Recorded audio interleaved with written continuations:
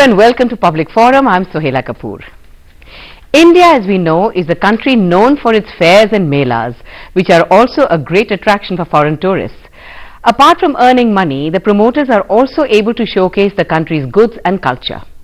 One of the major events of the capital, the India International Trade Fair, an annual event, was inaugurated by the President at the Pragati Maidan today. The theme this year is Make in India. How far does this fair contribute to our economy? Does the huge expenditure on it get adequate financial returns? We discuss this in Public Forum today. My guests today are Mr. S.K. Jindal, Chairman, Investment Associam, Mr. Manoj, Editor, The Economy, India, Mr. Rakesh Mohan Joshi, Professor, IIFT, and Mr. Gunasekaran J, General Manager, India International Trade Fair 2015. Welcome, gentlemen. Welcome to the show. Thank you. Mr. Joshi, what does the fair display? What kind of products? You know, the basic objective for this trade fair, international trade fair, should be, this trade fair should give opportunity to the business people or the new entrepreneurs, you know, to display their product to their target masses. Now, target masses basically for their coming to this fair is to get an opportunity. Normally, you know, the traders and the manufacturers comes to these fairs, you know, to find out the distributors or retailers or the wholesalers who can take these products across the channel and take to the market.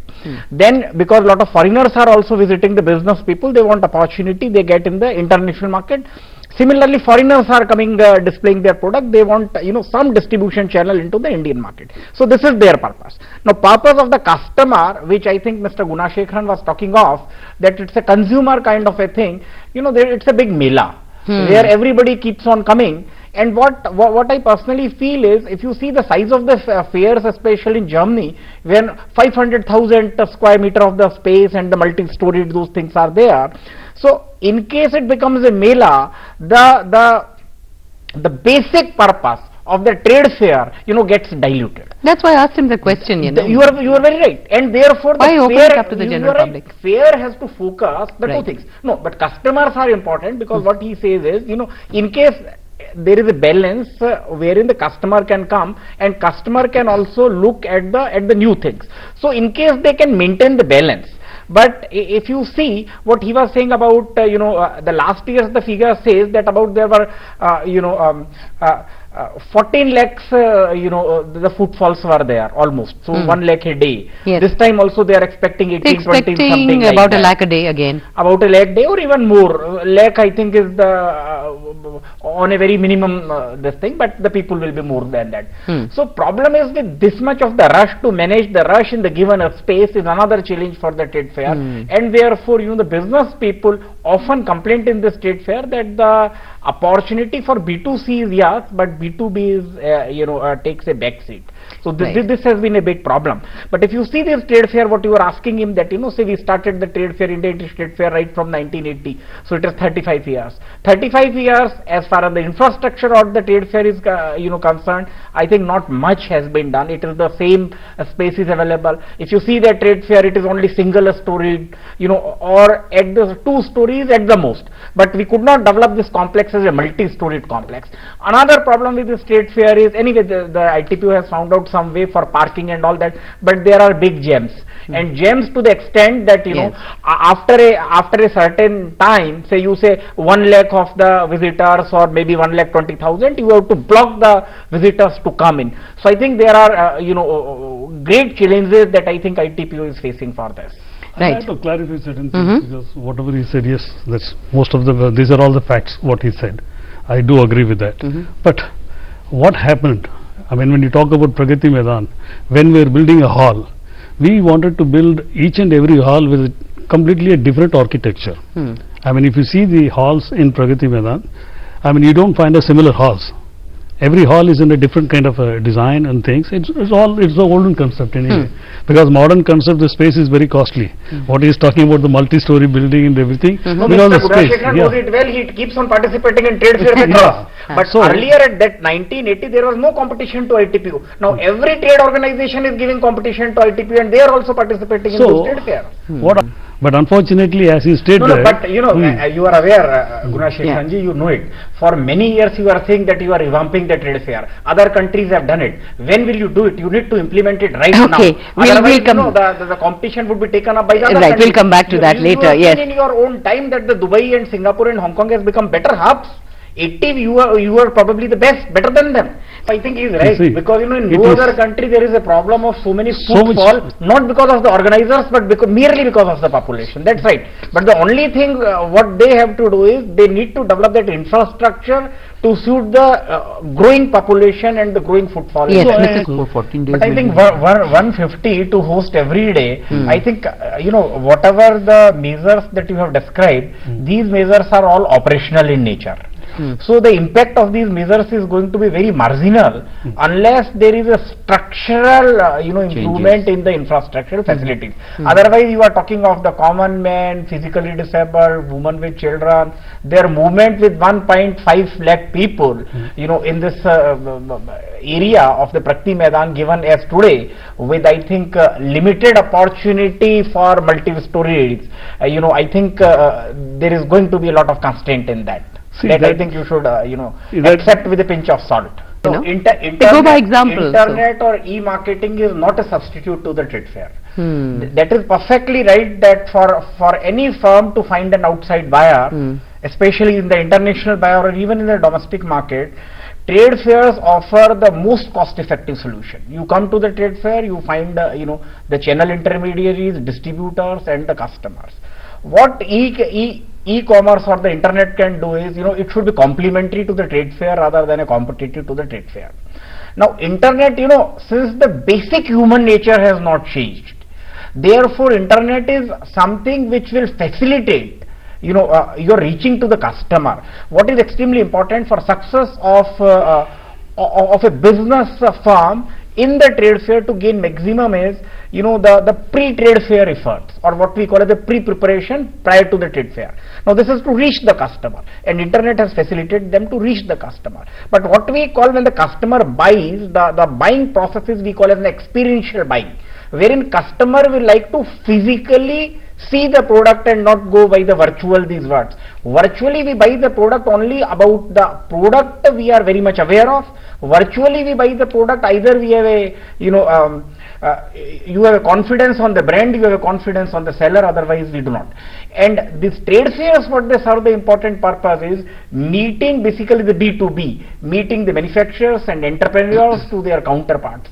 Now, over the internet they can mail, they can talk on a Skype or, you know, any other medium they want, but this gives them the most cost effective opportunity where you can meet numerous sellers and the numerous buyers and the numerous distributors most cost effective way. So I think internet is something which one has to B2C, use very effectively. not B2B. He is right, it could be machinery. If you want to buy a plant and machinery and equipment, which I think lot of sellers are there, you will not buy unless you have no idea of the scale and you know, even when internet was not there, you know, I think you can confirm with Mr. Gunashekhan, the participants or the business people who participated in the trade fair, we used to write the letters or send the fax at the telex messages that look, we are coming on the trade fair and kindly come. So invitation. We call it as a pre-marketing both by the organizers as ITPO and by the participants, so that the right customer comes.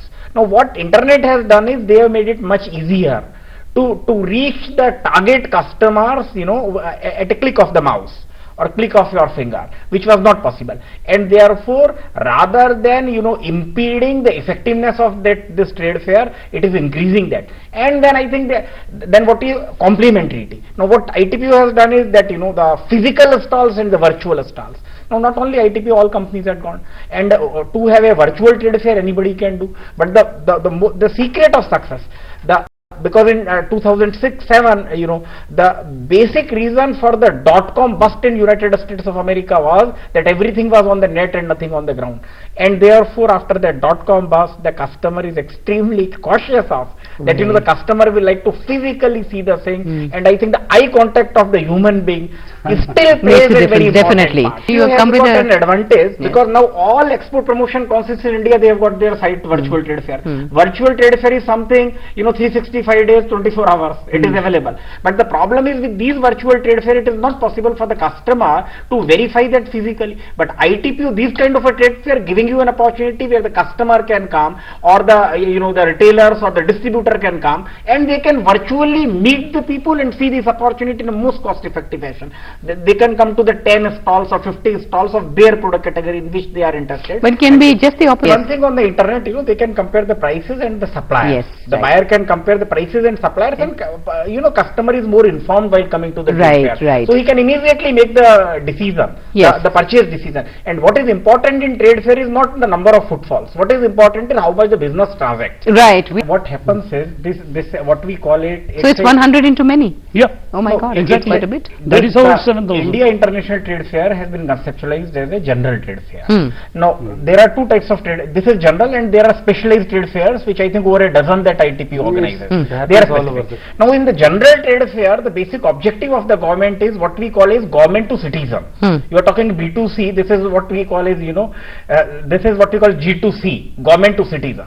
And it's right from beginning of this India International Trade Fair, it was targeted to showcase the strength of various government departments. It could be all central ministries, it could be defense, agriculture, renewable energies, whatever it is, agriculture, everybody. Now, and the whole the concept of ITPO has been conceptualized on the basis wherein each state is giving their participation. Now, what you are talking is there is a stall of that MSME, Ministry of Small and Medium Enterprises. Now they are subletting their space to the SMEs.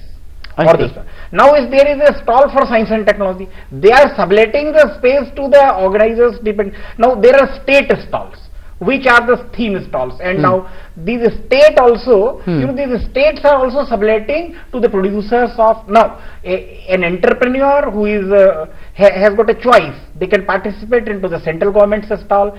He has a choice to participate in the state government's stall, and he also has a choice to participate in a theme kind of a stall for that thing. So I think it's a very unique trade fair wherein the reach of the government to its citizens and reach of the businesses to their customers as well as dealers. So multiplicity of the target group is there in this, and that way and in terms of the footfall, I think this trade fair is one of the largest in the world. Maximum in the largest in the world. Largest in the world. Like in the country is Afghanistan, so that is very strategic. So and then the focus country is Bangladesh. Yes. Now Bangladesh, India is the largest trade partner of Bangladesh, and strategically I think Afghanistan was a very good decision, because Afghanistan, we have good relations with them. They import a lot from them, and apart from them, India has got a lot of projects which are there. And I think the strategic location of Afghanistan, between Iran and Pakistan is very strategic. So I think this year the selection of the partner country is extremely important, and selection of the theme is more important, which is the Make in India. Right. Make in India, wherein the Prime Minister is focusing upon, and something which is very important for any manufacturer or entrepreneur is he need a market. I think the best thing the government can support to a new entrepreneur is give him the market, give him the right price. Everything he will do, he does not need much. I would like to mention one. Countries will come. India is one of the fastest growing democratic market on the earth. India, because they are coming not for their love for India, they are coming to India because of a big market, 126 billion people. And if you, what he was saying is, the kind of the people are increasing, 600, 700, a million people in this country, who have got the purchasing power which is as good as whole of Europe. So I think every country is targeting India as a market, and this, because of the kind of the footfall you have got, at least they have got a place where then they can showcase their products and their capability. Right. And therefore this trade fair is extremely important in terms of their showcasing their products. I would like to